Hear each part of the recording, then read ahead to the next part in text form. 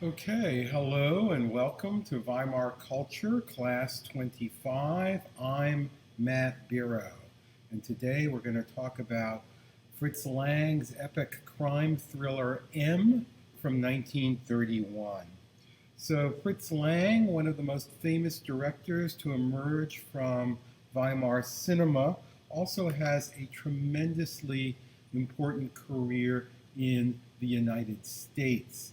In Germany, he's made a number of films before M, including The Tired Death, Dr. Mabuse, the Player, which is one of the first super criminal films.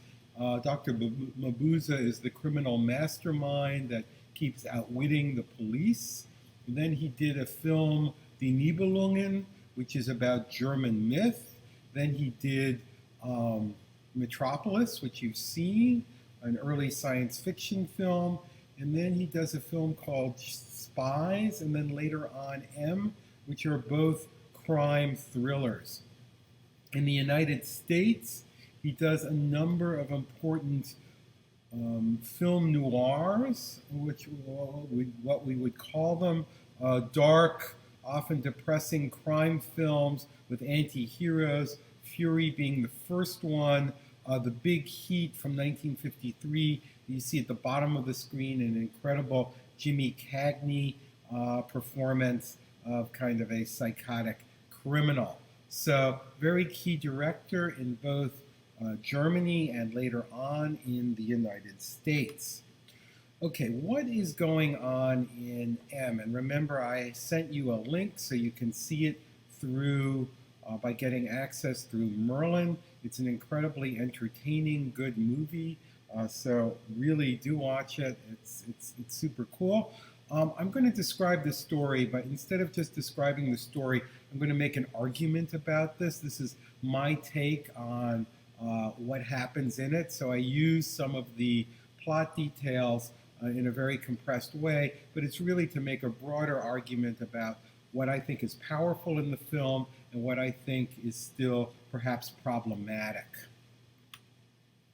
Mankind, as Walter Benjamin wrote in 1936 in his conclusion to the work of art in the age of mechanical reproduction, which in Homer's time was an object of contemplation for the Olympian gods, is now one for itself. Its self-alienation has reached such a degree that it can experience its own destruction as an aesthetic pleasure of the first order. And when thinking about that Benjamin quote, think about how we consume misery through the news, how we are drawn, we're attracted to images of horror, violence. So in some ways, we're watching the destruction of ourselves as a group through through the media, and that kind of creates where we're enjoying that on some level, or we can't look away. I don't know how we call that enjoyment, but that's what Benjamin is pointing to. So this is my argument about the film.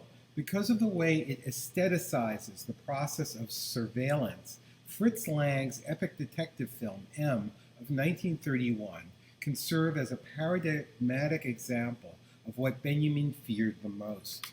The story of the search for a serial killer on the part of both Berlin's police and its organized criminal underworld, Lang's film critically concentrated upon many of the central social problems characteristic of the Weimar Republic during its final years, including mass unemployment, inflation, social anomie, paramilitarism, and mob behavior.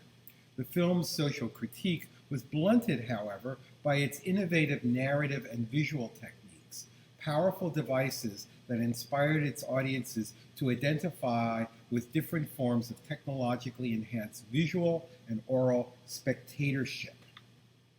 By reflexively focusing on the acts of viewing and listening, by making these activities both exciting and pleasurable, and by constructing an analogy between the passive condition of cinematic spectatorship and active and decisive engagement in the world, M ultimately undermined its critical potential by conflating spectatorship with action. In the face of a realistic and terrifying representation of the most intractable problems of its contemporary moment, Lang's film championed an incisive but ultimately passive form of observation, the aesthetic contemplation of the mass destruction of German society. And remember, even though I'm being critical here, I still think it's a great movie. I just think that maybe ideologically there are some problems with the way we enjoy it. Okay, so let's start with the context in the Weimar Republic, which Lang is playing off of. And the first thing to think about that is serial killers. Actual serial killers are mentioned in the film, including Wilhelm Grossmann and Fritz Haarmann. I just want to enumerate them briefly so as you can see what was going on in the minds of the public that would be watching this film. So already in 1921, a man named Wilhelm Grossmann was arrested who had murdered and cannibalized 14 women that he attacked and abducted on railroad cars. Then Fritz Haarmann in Hanover killed approximately 30 young boys, also in the early 20s, and he was finally executed in 1925. Karl Denke in Münsterberg committed approximately 30 murders over a period of 20 years. He hung himself after being arrested on suspicion of murder in 1925. And finally, Peter Curtin in Düsseldorf killed more than 35 women and children. He was convicted in 1931, the same year that M came out. And what was very shocking to the people who read about him, he was both employed and married. So he seemed like a very normal person. He also wrote to the newspapers saying that he wanted to agitate the public and that his effect on the newspapers and how he was creating mass hysteria inspired him to go further and further. So not only do serial killers exist already at this moment, but they are being written about. And the mass media furthers their exploits in the sense of it publicizes their exploits and makes them more of a presence in German society, in the minds of the broader public. This leads us to our second point. The press is commenting on the serial killers, and already at that time, there's this sense that the serial killers among us produce a response in the public at large, and that response is mass hysteria. So the German press is primarily depicting serial killers as beasts and as subhuman, but didn't really focus on their motives or psychology much. That's where Lang's film departs, because we're beginning to, in Lang's film, focus more on the killer's character, what's going through his mind, his various characteristics, behaviors, affects, etc. So that's one of the reasons why the film is so interesting. Instead of really delving into the killer's psychology, the newspapers, on the other hand, focused more literally on the victims and how they were killed, the police efforts to track down the killer, and the public reaction, all of which is also featured in Lang's film, with perhaps the exception of the first point, how exactly the victims were killed. We assume they're killed with Peter Lorre's knife, but we never see a killing. That all takes place off screen, perhaps as a way to make the act even more terrifying. So according to German newspapers, the serial killers created a collective. According to the German newspapers, the serial killers created a collective psychosis in the public. Hence, the killers could infect the public.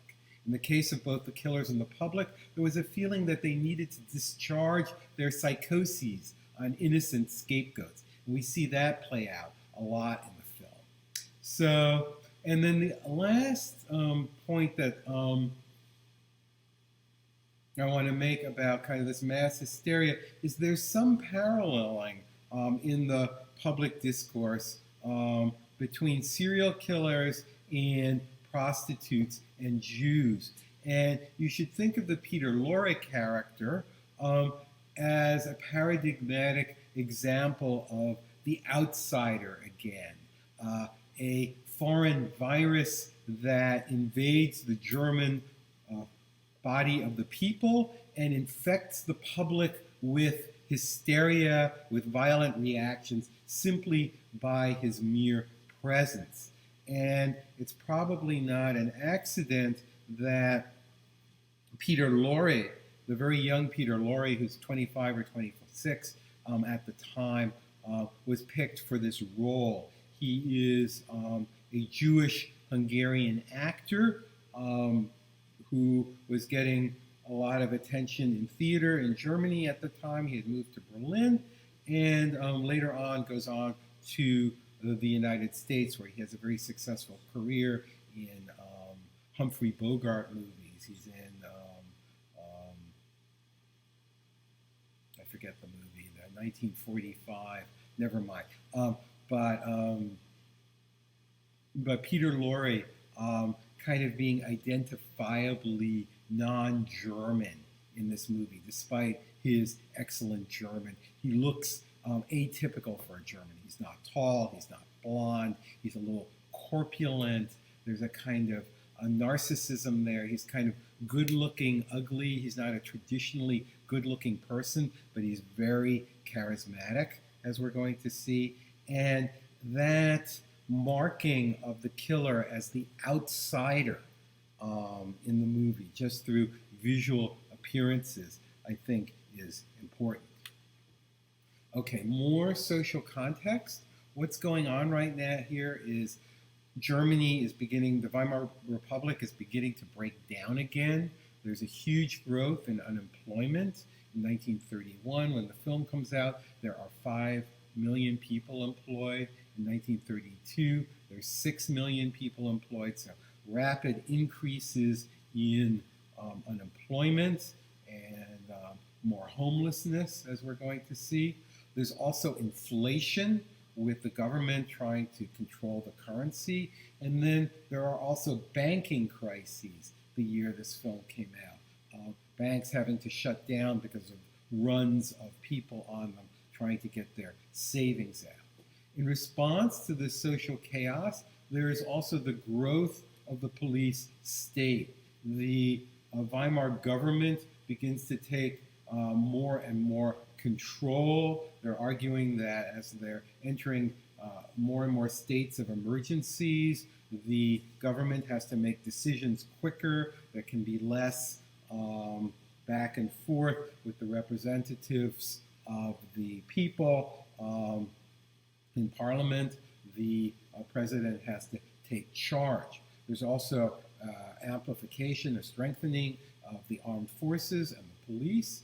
And what we see in response is also the growth of paramilitary forces, particularly on the right. The SA and the SS are both part of the Nazi Party. So there's also a growth of organized and armed soldiers who are not part of the state, who are part of different subversive groups. Okay, what are the themes of the movie?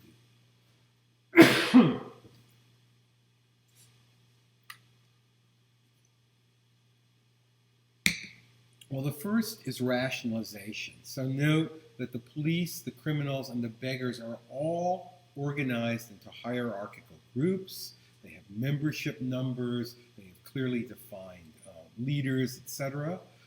These groups operate as units. They cooperate among one another. They call for one another, etc. So they operate as kind of organized groups. And the individual members are often specialized.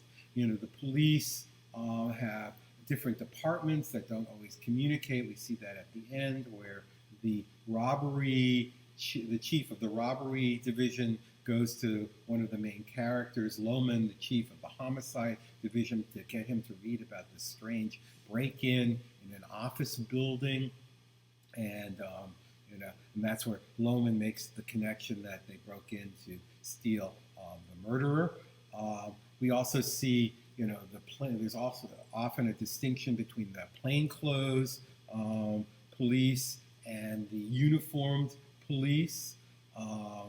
We also see the criminals having different specialties. One guy is the tool guy who's does breaking and entering. He's the guy that Lohman, the murder chief of police, sweats at the end to reveal the location of where the criminals have taken Peter Lorre, the murderer. There's another guy who specializes in stealing watches. Remember when he's like taking out one watch and you think he's setting the time, and then he starts taking out more and more, and you begin to realize his specialization. So there's this kind of, that's one aspect of this rationalization, this group of, this growth of, all these different highly organized groups and specialized groups. There's also, we see this rationalization in the emphasis on collecting information on people. So there are this constant examination of files, searching for clues, etc. We're beginning to get a sense of a society where everybody is being surveilled. And surveillance is not just coming from the state, but it's also coming from different organized groups, others as well. Everybody is watching and reporting on everybody else.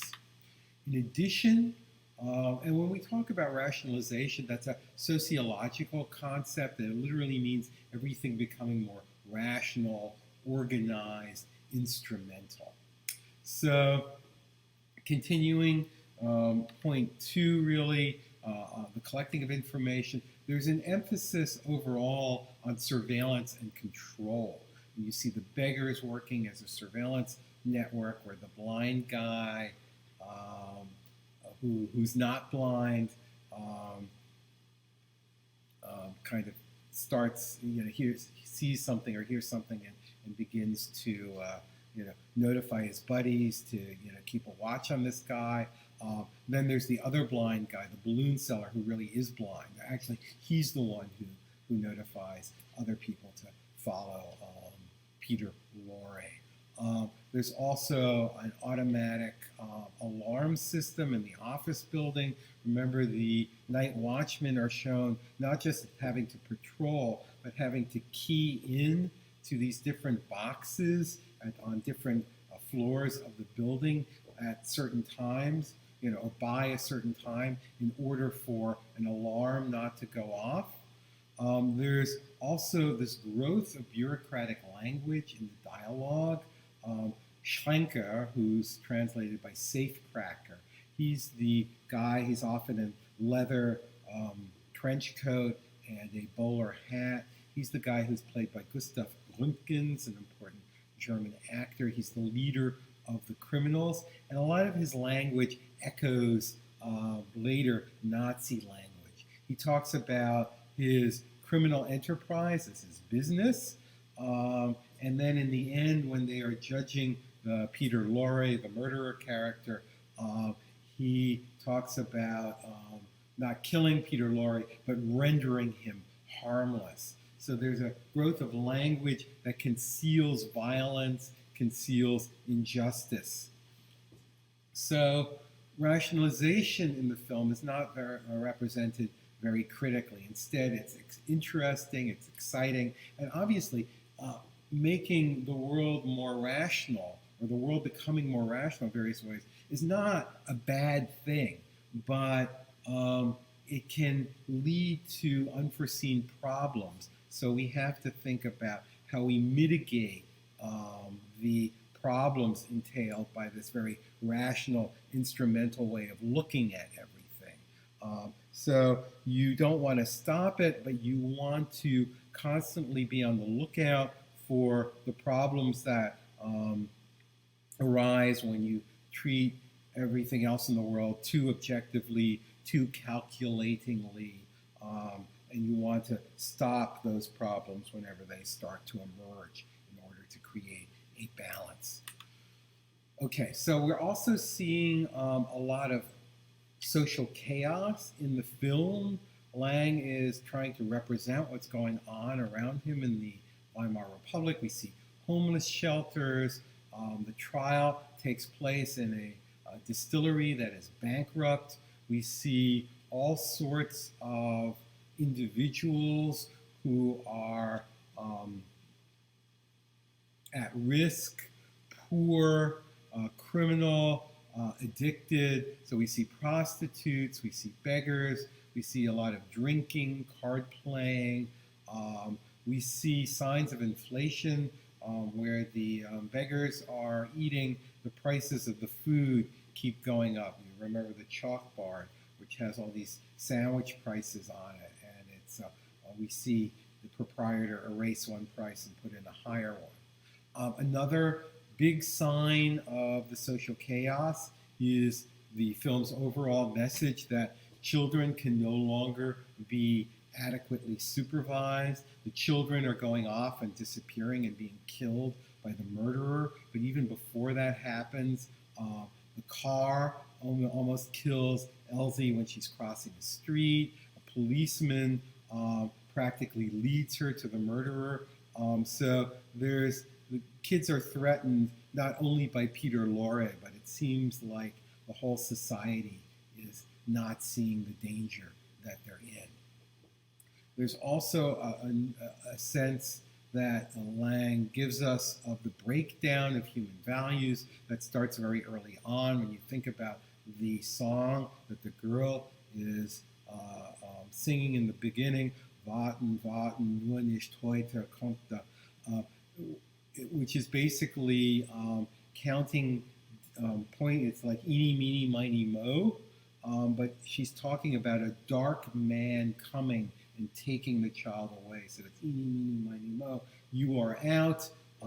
You are getting murdered by the killer. And then also suggesting this kind of hard, broken down society, references to real serial killers like Harmon and Grossman. And everybody's reading the papers all the time. That's the other thing that really kind of knits this film into both a celebration and a critique of the media. It's about the mass media. We see people discussing newspapers, writing to newspapers, etc., throughout the film, and that kind of amplifies its self-reflexive aspects, which have to do with spectatorship, looking, etc., which we'll talk about in a second. Okay, another theme that we see in Fritz Lang's film is the mass. They are generally represented as irrational. Their suspicion very quickly turns to anger or fury. So remember, in the early on, the Stammtisch, the typical Germans sitting around in the bar. They meet there every week or every couple of days, or every day maybe if they're really into drinking. And they go from having a conversation to accusing each other of being the murderer very, very quickly. And think about how these long shots, we see them first, it's from a long aerial shot, and then when they're arguing, you get these very direct close-ups. This is something that's typical of the movie, the way it moves from these different points of view, from like very much outside, a God's eye view, to a very embodied, very direct confrontation with others in the cinematic flow. We see that there. Another way that we see kind of the mass get hysterical is when the old man, little girl on the scooter comes up to the old man on the street, asking him something, and they immediately suspect the people around the scene that's happening immediately suspect the man of being the murderer. And then immediately after that, we see the scene where the pickpocket on the streetcar is complaining to the cops as he's being led away by them. Hey, why don't you go after the real criminals like the murderer? And then somebody on the ground as he's being pulled off of that double-decker bus. Here's murderer. Wait, there's the murderer. The cops have the murderer. And then the whole crowd forms and tries to lynch the guy and grab him away from the cops. And also remember that the mass is always treated by the police as suspicious. The police will arrest people without good cause. They will lie to their subjects. They put them down. They feel like the mass really is not helpful. That, think about when they're talking about eyewitnesses, and like every eyewitness says, has a different memory of the situation. So they see the mass as kind of a complaining Germans, but not really a group that can help. So in this way, ordinary Germans, the group, ordinary Germans, as they come together in the city, as they form larger groups, as they form the mass, they are shown to have characteristics that justifies very strong police and state control.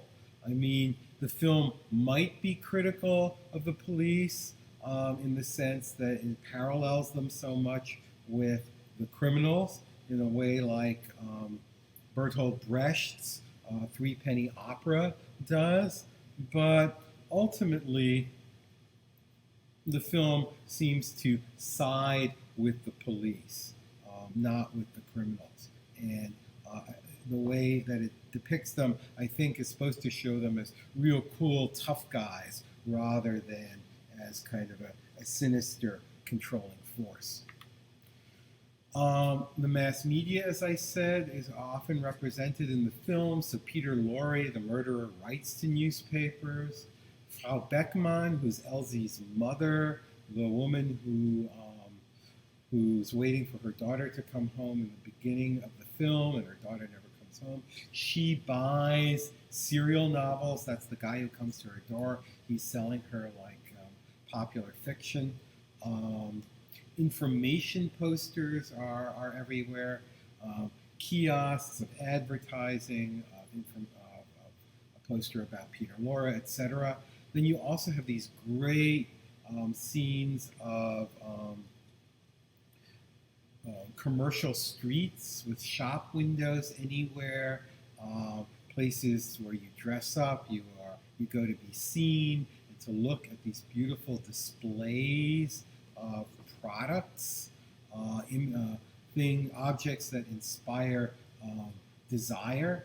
And again, this idea of spectacle and commodity culture going together, that we love seeing beautiful objects and people enjoying beautiful objects, and that makes us want to consume them.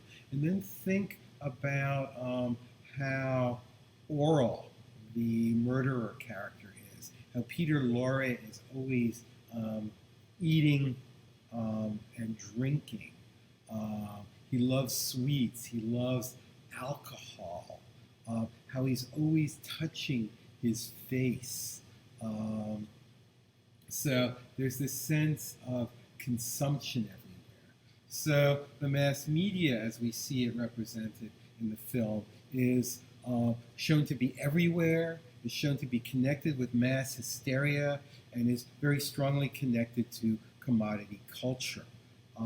And the film implies, but doesn't really state explicitly, that the mass media seems to be helping with the breakdown of human values. This is maybe the critical side of the film. I think it's implicit, but the celebration of surveillance and control and the power that it gives the police and how it solves everything at the end mitigates against that, makes the film not super critical.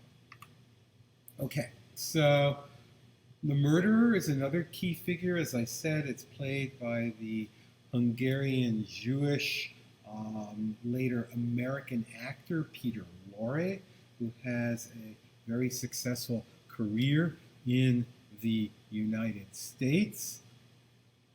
And the film that he's in with Bogart and Sidney Greenstreet, I now remember, is The Maltese Falcon. It's a great movie. And again, on the theme of Peter Lorre as an outsider, he also had a film role that he reprised a number of times. He made a number of movies called Mr. Moto, a Japanese detective. So the Jewish Eastern European actor now in the United States gets typecast as an Asian person. Again, showing how he's always kind of playing outsider roles. So in the Lang film, however, in M, he's shown to be a contradictory figure. He's sick and he's evil, but he has sympathetic elements. For example, he's racked by guilt and pain. He feels remorse, something that the more organized, rational criminals don't feel. He's also used to demonstrate the pathology of the society of the Weimar Republic. As he points out during his trial by the criminals, you could choose to become or not to become criminals. I couldn't. He also inspires mob behavior against him. So again, this is an example of how he kind of infects the crowd. He, being part of the group, the mass, helps to create a mass and also create very violent behavior in the mass, having the mass become a mob. Remember, when people are together, you sometimes do things that you wouldn't do on your own. Somebody says, hey, that's a terrorist over there, we got to take him down, and everybody runs over because you think that's what you have to do, not really thinking, well, no, maybe that person isn't a terrorist. And the other thing that's characteristic of him, according to the police psychologist, he could look like anybody. And it's not entirely true. They do code him as other in the film through casting Peter Lorre in this role. But there isn't anything that would make you know that he's a murderer from this. So again, the sense that he is infiltrating silently, creeping around right next to you, infecting the Weimar Republic, not simply by his murders, but also by his simple presence and what that presence, what kind of psychological and behavioral effects that presence is going to have on you, both individually and when you're in groups. Okay, what are the formal elements? Well, very importantly, we see new vision techniques, these high-angle shots, almost like aerial shots, a God's eye view of the world, which is very powerful. It's also perhaps from later on, we could associate it with the point of view of a surveillance camera. These very aesthetic, geometric shots of like the staircases, that kind of symmetry also recalls Weimar photography. Photographers like Albert Reyer-Potch and others. There's also these very interesting shots of maps, sometimes a montage with aerial views of a city. Also, the constant use of magnifiers to show the fingerprints, to show the wood grain, etc. Often we see magnifiers put into the frame and we're looking through them. So it's a self-reflexive image in that it's about vision, and it's also, by the way it's filmed, makes us very aware that we are the viewer of what's being seen. And these new vision techniques suggest a new and alienated world. Thus, they support the emphasis on social chaos, the sense that everything can be viewed objectively in a distanced, calculating way, as well as the idea of rationalization. And we see things in terms of how we can manipulate them. So they show this alienated world, but again, they are, for the most part, presented positively, and we enjoy our experiences of them. There's a sound is a very integral part of the film. So the leitmotif, the whistled music associated with the murderer, is from Edward Grieg's In the Hall of the Mountain King, and it's associated in the Ibsen's Peer Gynt with trolls and goblins. So it's a piece of music that a lot of people would know, and it is associated with kind of dark humanoid creatures. So the sound is very important to evoke Peter Lorre even before we see him. It's diegetic in that it actually comes from the action of the film. A very not famous non-diegetic sound leitmotif that we know of is the sound from Jaws, the violins or whatever it is, that dun dun dun dun dun dun, when the shark is coming. So it kind of functions. This whistled tune functions as a leitmotif for the murderer in M. He's also discovered through sound. The blind then identifies him through his whistled tune. They hear him trying to pick the lock when he's trapped in the office building in the attic at the end. Lights are also used. So sight is also kind of used, but sound is perhaps more fetishized in the movie. Although sight is also there. Think very importantly of when they're following him before they trap him in the office building, the criminals. The guy writes an M for murderer on his hand, one of the beggars who's following them, and then stumbles into Peter Lorre in order to imprint the M on Peter Lorre's shoulder. In retrospect, that of course becomes terrifying. Lang couldn't have intended this, but it's kind of the scarlet letter. I mean, he could intend the scarlet letter because that pre-existed him. But of course, what the M sign looks like in retrospect is the pink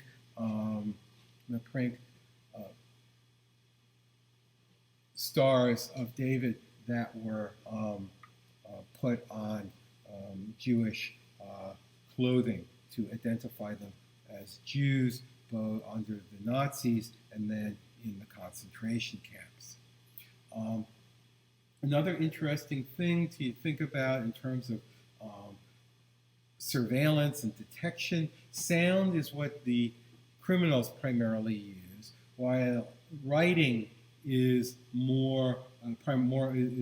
primarily used by the police. So just as, maybe kind of creating a distinction between spoken and written language, and the police are more powerful or of a higher order precisely because they use writing more and filing cabinets and typing and organization. So sight and writing also play a role in kind of the elaboration of this film. Okay, so that gets us to a difficult point that I'm going to take fairly quickly, and that is the film's use of narration. A lot of the film is narrated to tell the story. This means that the main characters are often talking back and forth. Often it's a telephone conversation, once again emphasizing the power and the technological scope of the police force. And that narration allows the story to be told very economically. You can fill in a lot of information and only show a few key scenes.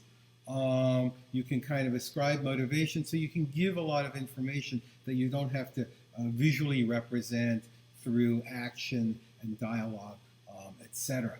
The narration, or this narrative kind of format of the film, also inspires a lot of cross-cutting. So we see a lot of cutting between scenes, which shows simultaneous action, like the search unfolding,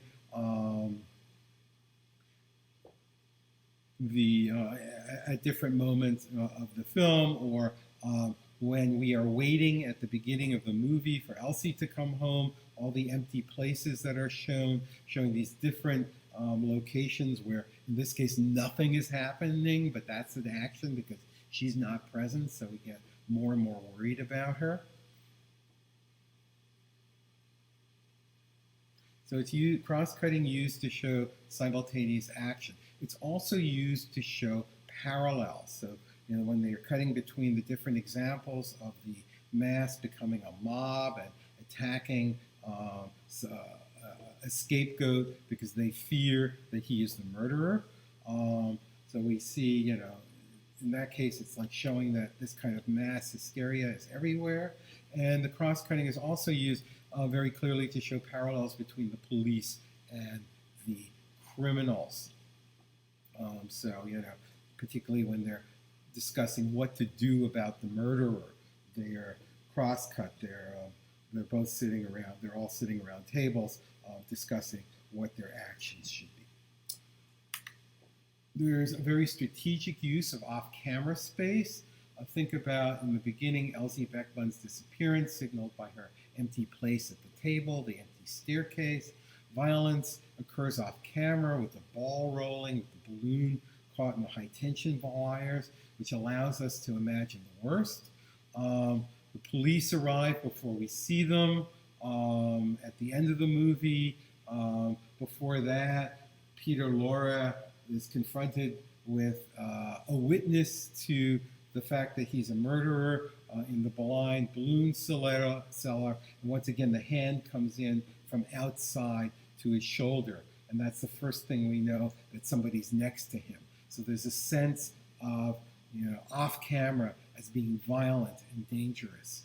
And this strategic use of off-camera space creates a sense of action and potential danger outside the realm of vision. And remember, vision, writing, hearing are all means of control to bring us, so we're constantly fighting this kind of, the forces of control are often, are being mounted against this, what can't be seen, what can't be perceived. Also, as is typical in Weimar film, there's lots of use of symbolic objects and mise en scène. The greatest symbolism, of course, is all the technology that everybody's using, these long shots, fetishizing telephones, drills, guns, electrical wires, etc. But also think about the scene where Peter Lorre is with a little girl and he takes out his knife to peel an orange, and it's a medium close-up of basically his torso between his knees and his chest, so basically featuring his crotch, and he pulls his knife out and opens it where it's still at the level of his crotch. So this very kind of sexual metaphor there, or the balloon and the electrical wires suggesting the girl is lost, the handling of shop windows. And that's what I'm going to talk about a little bit more right now in this final part of the lecture, namely how we see all of this in M. So here, the beginning, the little girl counting down the eeny, meeny, miny, mo game, and she almost forms the, this shot, this kind of God's eye, surveillance camera eye-like view of the scene, almost allows the figures to form almost the face and hands of the clock, with her arm moving around, sort of like it's a clock going clockwise. And that's important not only as a metaphor of rationalization, but also because this is kind of a race against time kind of movie. They're desperate to stop the killer before he kills again. So from the very beginning, Fritz Lang is establishing a very strong tempo. Here, remember how the killer is introduced first only from the back and from small details. We don't see him first. These are the main characters in the beginning. Peter Lorre, the murderer, Elsie Beckmann, the kid, and the blind balloon seller who is going to identify Peter Lorre at the end of the movie. And again, look at the products on display to the right of Peter Lorre's shoulder. Look at the poster on the wall. Look at these great different types of balloons on top. Then on the left, we see something that looks like a store for children's furniture, or some kind of furniture. This great shot where she's playing ball against the sign who says, the wanted poster that says 10,000 marks a reward, who is the murderer? And so again, suggesting society that's not aware of what's going on around them. He snatches her right in front of a sign that is telling people to be on the lookouts for him. The Weimar shadow now coming in, kind of identifying him. We see his shadow come into her physical space in the film before we see him. So once again, the outsider, the vampire, the ghost, the virus creeping in from the borders of the frame. New vision, this radical angle shot and the avant-garde. This means we're trying to see the world in a new way. Here it's used to heighten, again, to give the audience a sense of kind of powerful vision, seeing the world in all these new different ways. But it's also used to signify, to create greater tension while signifying that Elsie is late, that she still hasn't appeared, that she still hasn't appeared here, that she still hasn't appeared here, her dinner plate not used. Then when she's murdered, we see the ball rolling, and then the balloon caught in the electrical wires. Again, an image of her murder. So the murder taking place off screen, but symbolized through all these different allegorical objects, made even more kind of horrifying by the fact that it's not shown, but your mind is excited to think of different parallels of how it could have gone down. Here, think about how it's a very similar God's eye, surveillance camera eye view shot. This is the Stammtisch, the drinking buddies who get hysterical, proving mob hysteria even among friends. Look at some of the great haircuts, particularly the guy on the middle left, that really extreme high top fade. An image that evokes spectatorship, detection. This is what I'm saying is the payoff of the film. Even though it shows us something horrible, we enjoy how it's detected, how it's controlled, how it's ultimately caught so much that we're willing to live with the horror. And the solution to the horror is surveillance and control. It's having to show your cell phone at every checkpoint to prove your health status, just to come up with a contemporary reference. Again, signs of rationalization. This is the handwriting expert analyzing his handwriting, and the secretary writing it down, the filing cabinets behind her, the telephone on the far left.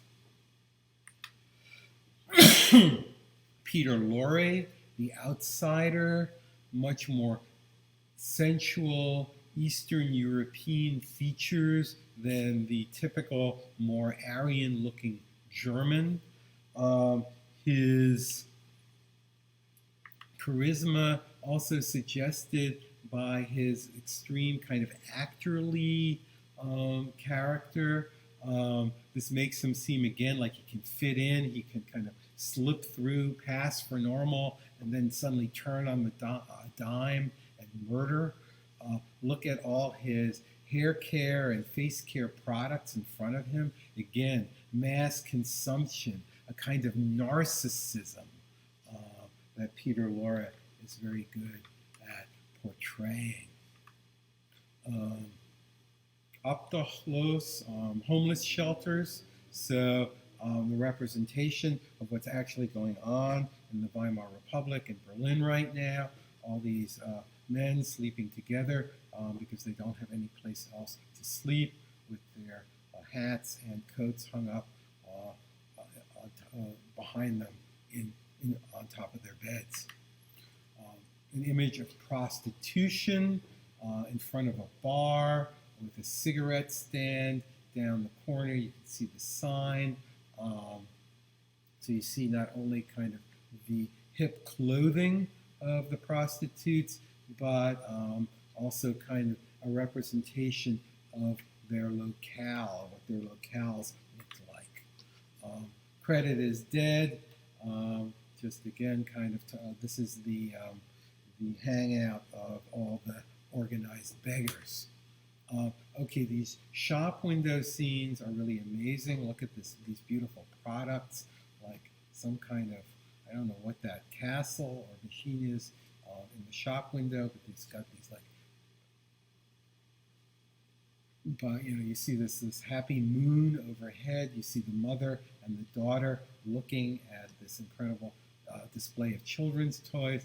You see the disabled war veteran on the right with his peg leg, and he's selling something, I don't know what, maybe cigarettes, maybe candy, the advertising over his shoulder. And Peter Lorre finds his victims here. And here we see him framed by this display of knives. Again, note the orality, that he's eating an apple. He's constantly consuming. He's sensual in a certain way. So this narcissism and the orality gives him a sexual presence, made more disturbing by, of course, what he's doing, as well as the knives. And then you get kind of a shot of all the scissors and knives and other cutlery that we see that he's looking at in the shop window. Then he spies her, also looking in another into a mirror in another display of knives. So she's next to him. They're probably facing in the same direction. We don't know for sure, but that's what it seems to be. But once again, the knives, the ornamental objects foretelling her future, him plunging his knife into her.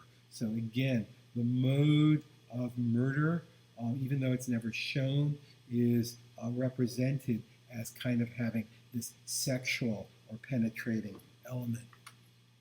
And then again, when he turns and follows her, we often have these plays of reflection, these doublings. So going back to the notion of the uncanny, the doppelganger, he's monstrous, and again, this kind of play of real and shadow. So also the dislocation of the city street. And this is another attempt to pick up and murder a girl in front of this doll display with this kicking figure, this Hampelmann figure overhead. But in the context of the shot, it almost becomes like that top puppet is being hung, and these are the kicks are its death struggle. The murderer branded. This is also the poster of the film, not that image, but the image of the M. But again, looking like the brands that are beginning to appear, not just the swastika on the Nazi uniform, but the pink triangle on the coat of the Jew. Here, M for murderer. Schrenker, safecracker, and one of his lieutenants.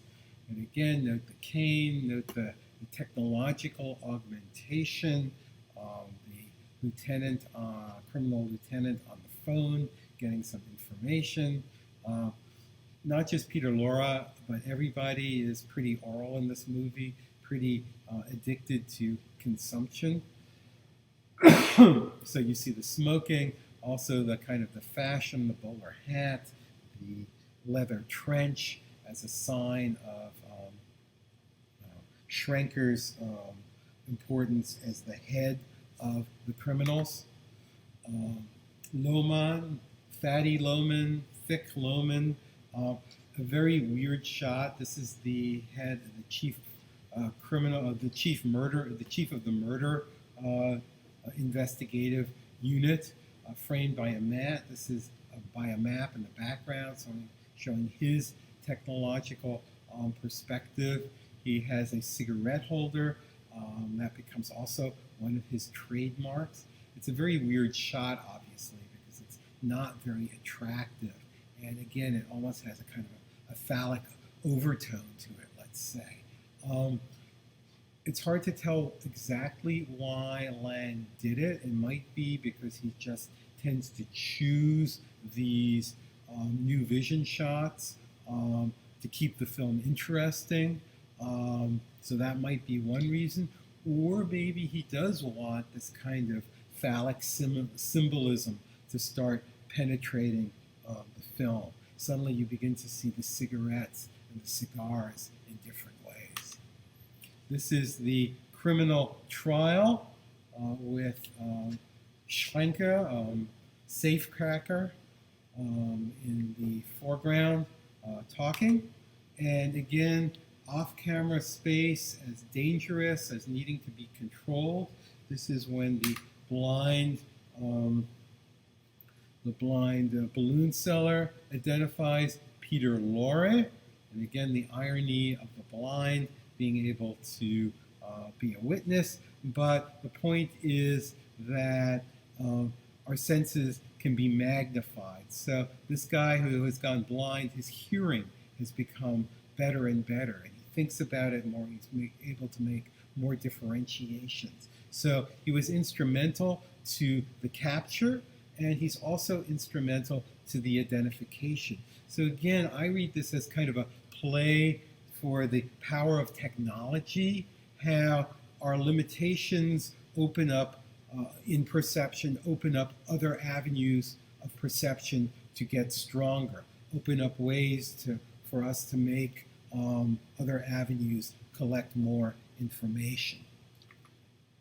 Again, we see the girls again at the very end through the mass media, through these missing posters, and Peter Lorre's amazing final scene where he, after just seeming creepy for most of the movie, has this moment where we actually begin to feel some sympathy and see him as less horrible, perhaps, than the organized criminals, because he can't help it and they can.